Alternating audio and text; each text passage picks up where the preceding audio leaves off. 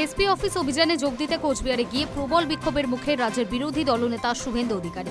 তিনি খাগড়াবাড়ি পৌঁছাতেই হাতে তৃণমূলের পতাকা নিয়ে চোর স্লোগান তোলে একদল।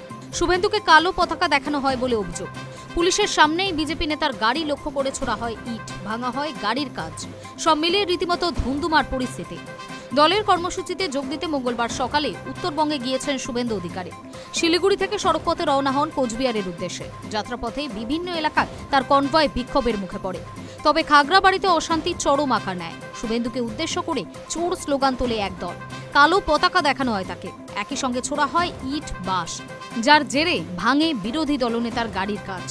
পুলিশের উপস্থিতিতে রীতিমতো ধুন্ধুমার পরিস্থিতি তৈরি হয়। দীর্ঘক্ষণের চেষ্টায় পরিস্থিতি আয়ত্তে আসে। গন্তব্যের উদ্দেশ্যে রওনা হন শুভেন্দু। জলপাইগুড়ি সার্কিট বেঞ্চের অনারেবল জাস্টিস উনি বলছিলেন যে গাড়ি ভেঙেছে তাকে অ্যারেস্ট করা হয়ে গেছে। আরে অ্যারেস্ট তো উদয়ন গুহকে আগে করতে হবে। কালকে এই খবর আমি পেয়ে governor, DGP, chief secretary, home secretary সবকে আমি দিয়ে এসেছি। 2021 সালে অনারেবল জাস্টিস রাজশেখর মান্থার দুটো অর্ডার আছে, কমিউনিকেট করেছে আমার লয়ার। তারপরে ওই জিনিস করেছে, খুব প্রমাণিত। পুলিশ বিরোধী দলনেতাকে খুন করতে চেয়েছিল।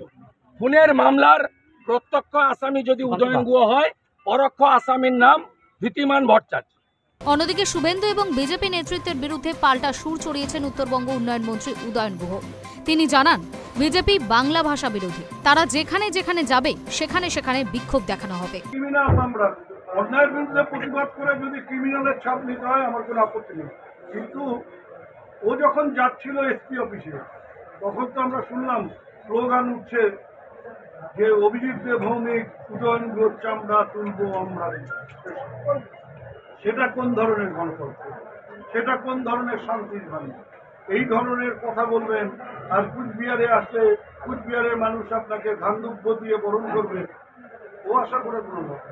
তবে কড়া নিরাপত্তা সত্ত্বেও কিভাবে এই হামলা হলো বিজেপি নেতা শুভেন্দু অধিকারীর ওপর, তা নিয়ে প্রশ্ন তুলছে রাজনৈতিক মহল।